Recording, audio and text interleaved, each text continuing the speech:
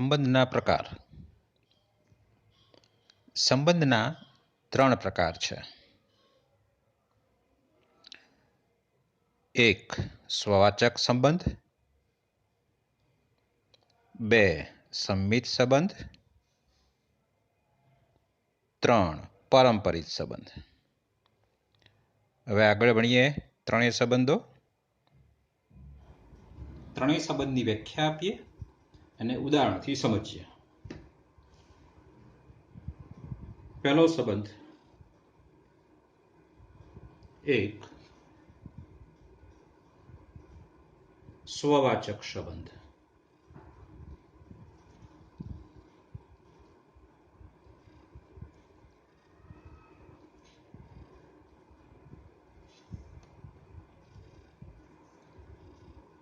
વ્યાખ્યા આપીએ. દરેક A belongs to A માટે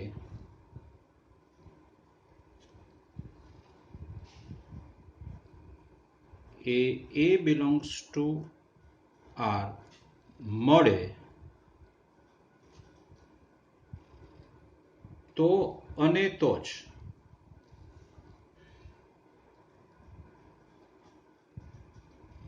R સ્વવાચક સંબંધ છે એમ કહેવાય. ઉદાહરણ લઈએ.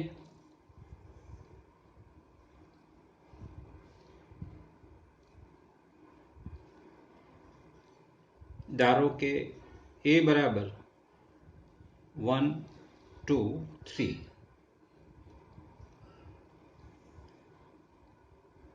R1 સંબંધ લઉં છું. એના માટે R1 બરાબર 1 1 2 2 અને 3 3. જોઈએ અહીંયા વ્યાખ્યા શું છે કે દરેક A બિલોંગ્સ ટુ A, મતલબ એના જે ઘટક આપેલા છે 1 2 અને 3, એ દરેક માટે A બિલોંગ્સ ટુ R મળે તો અને તો જ R સ્વવાચક છે. એકના માટે R1 માં 1 1 છે, બેના માટે R1 માં 2 2 છે અને 3ના માટે R1 માં 3 3 છે. મતલબ દરેકે દરેક ઘટક માટે એ પ્રકારની જોડ આમાં છે જ. એટલે અહીં for every A belongs to A, AA belongs to R1 છે જ. માટે R1 સ્વવાચક સંબંધ છે. બીજું ઉદાહરણ લઈએ. R2 બરાબર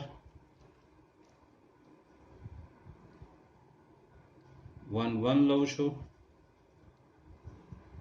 2 2 લઉં છું, 3 1 લઉં છું. અહીંયા સ્પષ્ટ દેખાય છે કે 1 ને સંગત 1 1 R2 માં છે, 2 ને સંગત 2 2 પણ R2 માં છે, 3 ને સંગત 3 3 R માં નથી. વ્યાખ્યામાં તો દરેક A belongs to A માટે A belongs to R મળે તો જ કહેવાનું કહ્યું છે. તો અને તો જ, મતલબ R2 સ્વવાચક સંબંધ નથી. અહીંયા લખીશું આપણે, અહીં 3 belongs to A, પરંતુ 3 3 does not belongs to R2 અને માટે R2 સ્વવાચક સંબંધ નથી. આ છે આ નથી.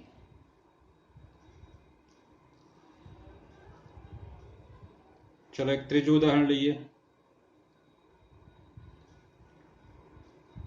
R3 બરાબર છગડીયા કૌંસમાં 1 1.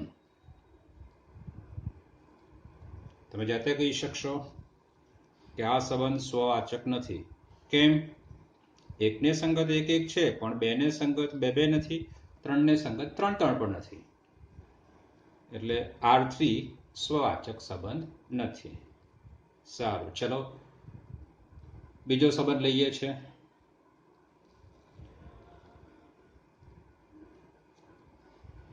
સંમિત સંબંધ.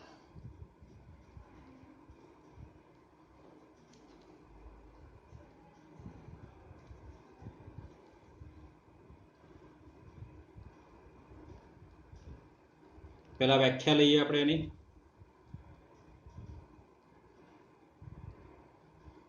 જો દરેક AB belongs to R માટે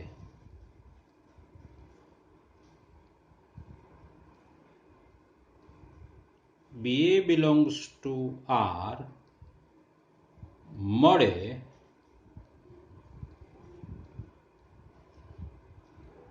તો અને તો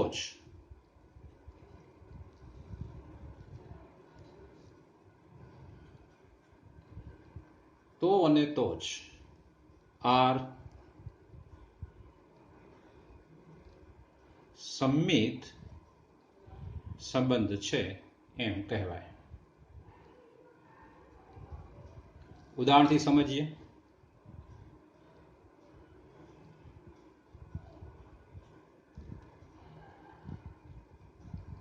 A બરાબર ગણમાં 1, 2 અને 3 લઈએ છે.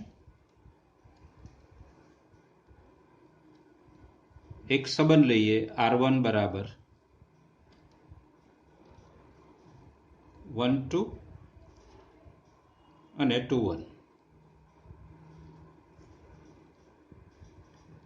વ્યાખ્યામાં શું કહ્યું છે ફરીથી જ રહ્યા. જો દરેક AB belongs to R, મતલબ આપણે જોવાનું ક્યાં છે? R માં. ફરીથી સ્વવાચકમાં શું કર્યું? દરેક A belongs to A, એટલે આપણે જોવાનું ક્યાં હતું? A માં. એના પ્રત્યેક ઘટકને સંગત એ પ્રકારની જોડ R માં હોવી જોઈએ એમ કહ્યું હતું. અહીંયા સંમિત માટે જોવાનું ક્યાં છે? એમાં નહીં, R માં જોવાનું છે. આજે આપણે R લખ્યો છે એમાં જોવાનું છે. શું કહ્યું છે કે દરેક AB belongs to R માટે શું થવું જોઈએ? BA belongs to R થાય તો અને તો જ R સંમિત સંબંધ છે. જોઈએ જરા. 1 2 R1 માં છે તો એની ઉલટી જોડ મતલબ 2 1 એ પણ R1 માં છે. ફરતી હવે બીજી જોડ, આ પહેલી જોડ ચકાસી, બીજી જોડ 2 1 R1 માં છે તો એની ઉલટી જોડ કઈ? 1 2 એ પણ R1 માં છે. મતલબ કહી શકાય કે દરેક અહીં દરેક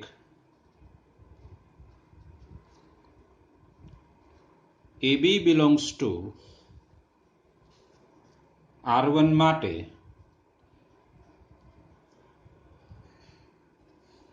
BA belongs to R1 છે. માટે R1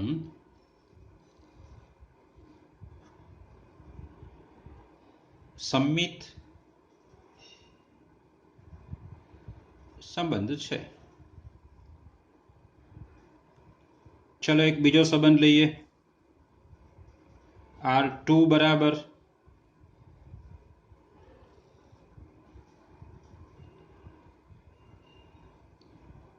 1 2 2 3 અને 1 3.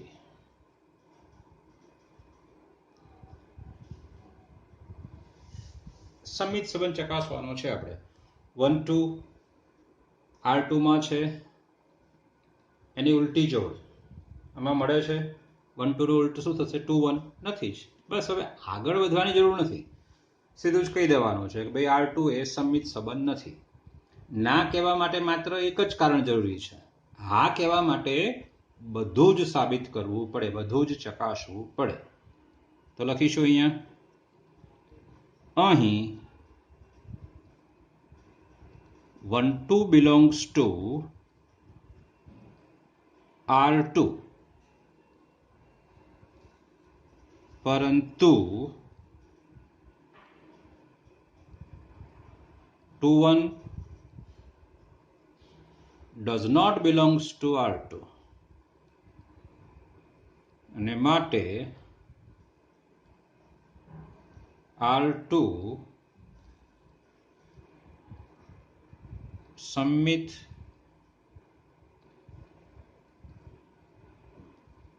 સંબંધ નથી.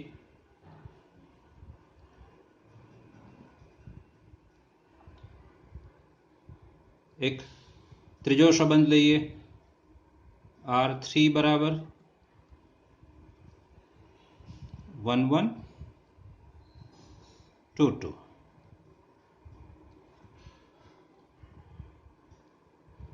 ચલો પહેલી જોડ લઈએ 1 1, એની ઉલટી જોડ આમાં હોવી જોઈએ. 1 1 ની ઉલટી જોડ શું આવશે? પોતે જ છે જ.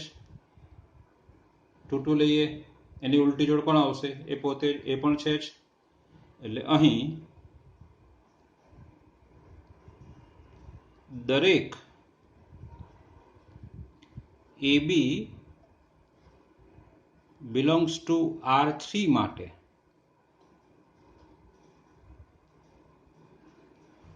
BA belongs to R3 છે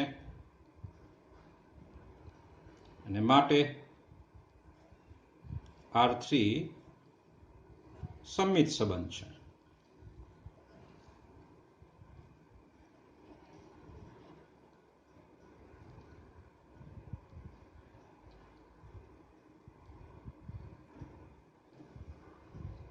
ચલો ત્રીજો સંબંધ, પરંપરિત સંબંધ.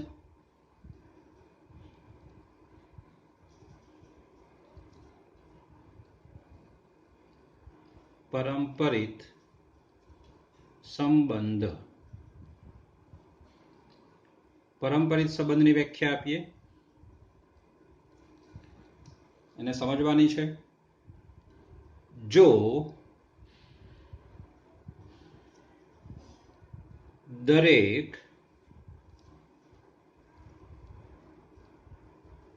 AB belongs to R તથા BC belongs to R માટે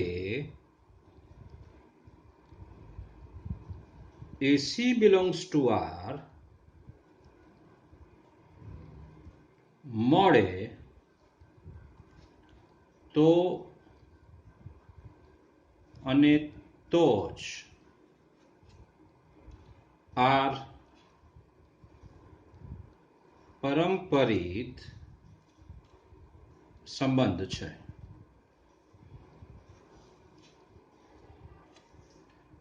ફરીથી વ્યાખ્યા સમજો. જો દરેક AB અને BC belongs to R, AB નો પાછળનો ઘટક અને BC નો આગળનો ઘટક એ બંને સમાન છે, બરાબર. જુઓ, દરેક AB અને BC belongs to R માટે A અને C થી બનતી ક્રમિક જોડ પણ R માં હોય તો અને તો જ R પરંપરિત સંબંધ છે. ઉદાહરણથી સમજીએ આપણે.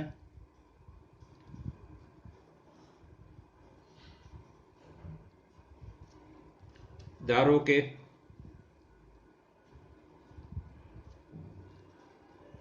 A બરાબર 1 2 અને 3 લઉં છું, એના પર સંબંધ આપું છું. R1 બરાબર 1 2 2 3 અને 1 3.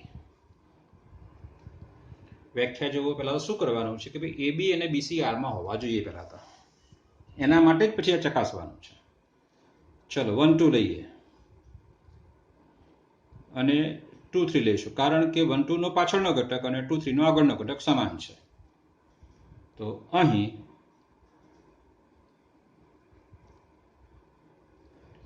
1 2 અને 2 3 belongs to R છે. એ ઉપરાંત આ બંને સમાન છે, તો તો સાથે આ 1 3 જે જોડ બને છે એસી પ્રકારની, આપણે એ બી અને બીસી તો એસી પ્રકારની, 1 3 આમાં છે, આ છે જ, બિલોંગ્સ ટુ R1. દરેક કીધું છે, મતલબ જેટલી આવી જોડો શક્ય છે બધા માટે ચકાસવાનું છે. ઓકે, પહેલા 1 2 ને આપણે પકડી રાખીએ, પાછળનો ઘટક 2, તો પહેલો ઘટક 2 વાળો આ એ તો ચકાસી લીધો, બીજો 2 વાળો છે કોઈ, ના, પૂરું થઈ ગયું, તો એને મૂકી દો. ચલો હવે 2 3 માં 2 3 ને પાછળનો ઘટક 3, તો હવે શરૂઆતમાં 3 હોય એવો કોઈ છે, ના, તો મૂકી દો, એવી બીજી જોડ નહીં મળે. ચલો આ 1 3 માં પાછળનો ઘટક 3 છે, તો હવે પહેલો ઘટક 3 હોય એવી કોઈ જોડ છે આમાં? નથી જ. મતલબ એવી એબી અને બીસી પ્રકારની કોઈ જોડ હવે બાકી રહેતી નથી. એટલે માટે R1 પરંપરિત સંબંધ છે.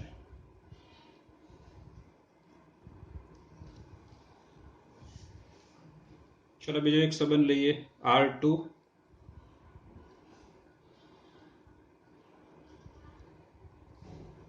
1 2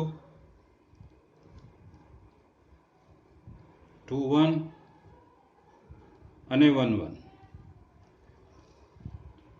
ચલો ચકાસીએ R2 પરંપરિત સંબંધ છે કે કેમ. અહીંયા જોઈએ, પહેલી જોડ લઈએ છે 1 2, એનો પાછળનો ઘટક 2 છે, તો હવે એવી કોઈ જોડ છે જેનો આગળનો ઘટક 2 હોય? હા, એની બાજુમાં જ આ છે તે. હવે આ બંને બે બે સમાન છે, એટલે એ બી અને બી સી છે જ, તો એ સી એટલે 1 1 આમાં હોવો જોઈએ, એ પણ છે. એટલે અહીં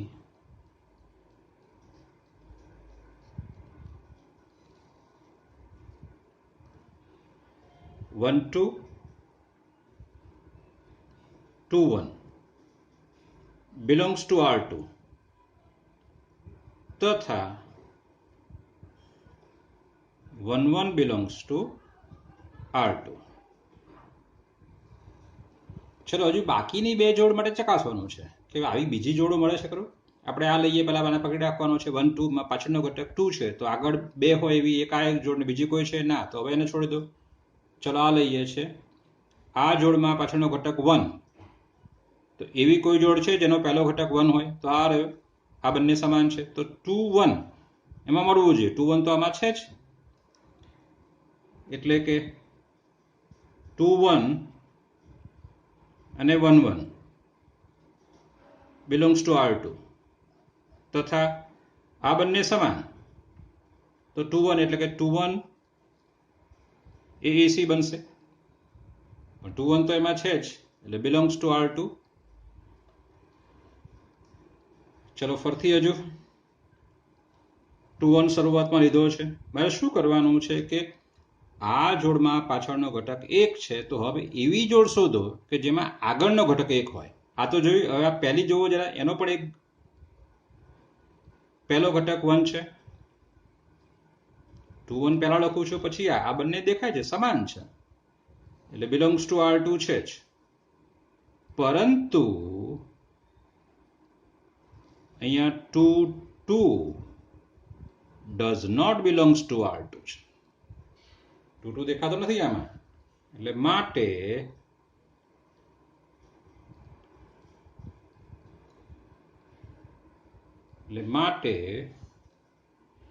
R2 પરંપરિત સંબંધ નથી.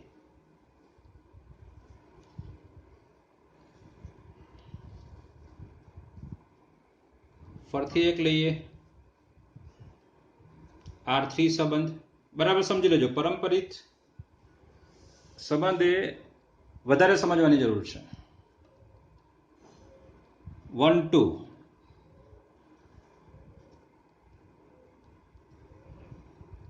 1 3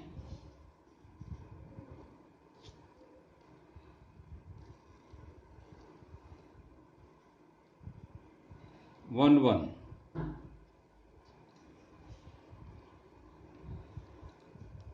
જુઓ જરા, અહીં 1 belongs to R3,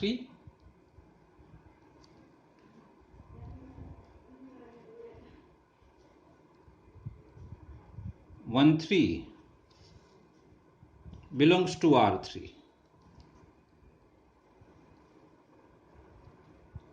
તથા આ બે ઘટક સમાન છે. તો અહીંયા 1 3 A અને C આ છે AB અને આ છે BC. B બરાબર 1 દેખાય છે તો AC એટલે 1 3 belongs to R3 થવો જોઈએ છે જ. હવે આ સિવાયની કોઈ જોડ છે ના, તો માટે કહી શકાય કે R3 એ પરંપરિત સંબંધ છે. ચોથો એક સંબંધ લઈએ.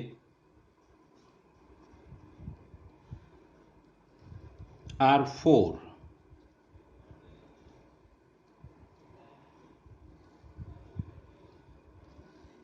1 2 1 3.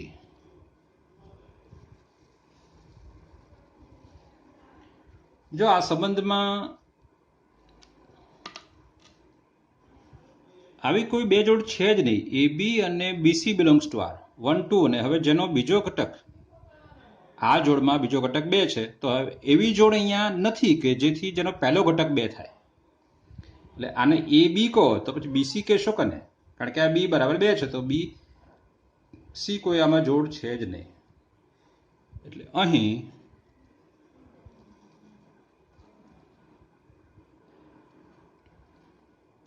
AB અને BC belongs to R થાય તેવી કોઈ ક્રમયુક્ત જોડ નથી. એટલે માટે R4 પરંપરિત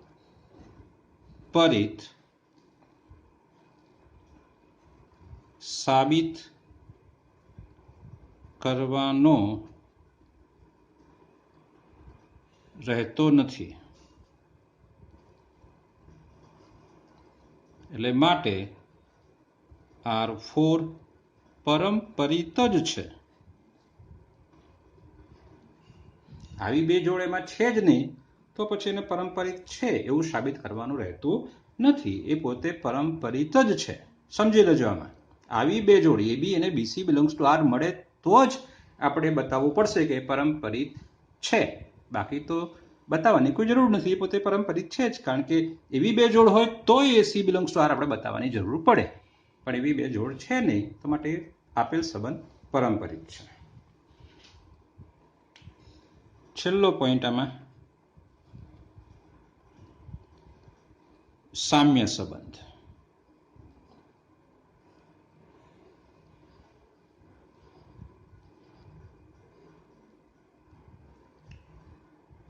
સંબંધના 3 પ્રકાર જોયા આપણે.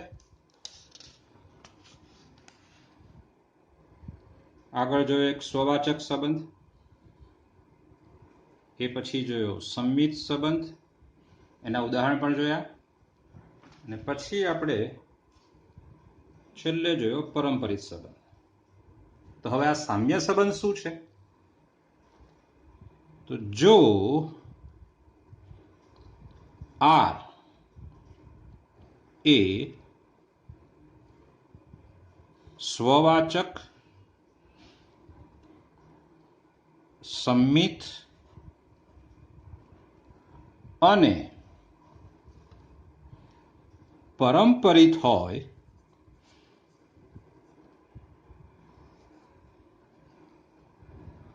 તો અને તો જ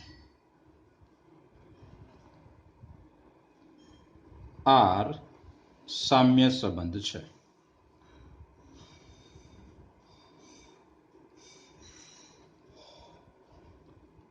મતલબ એ થયો કે જો આર સ્વવાચક હોય, સંમિત હોય અને પરંપરિત હોય તો આપણે એને સામ્ય સંબંધ કહેવાનો છે. વધારે બીજું કંઈ સાબિત કરવાનું રહેતું નથી. એમને કહ્યું કે ભાઈ આર એ સામ્ય સંબંધ છે તો આપણે શું બતાવવાનું રહેશે કે આર સ્વવાચક છે, આર સંમિત છે અને આર પરંપરિત છે. સંબંધની મહદઅંશે થિયરી અને વ્યાખ્યા પૂરી થઈ છે.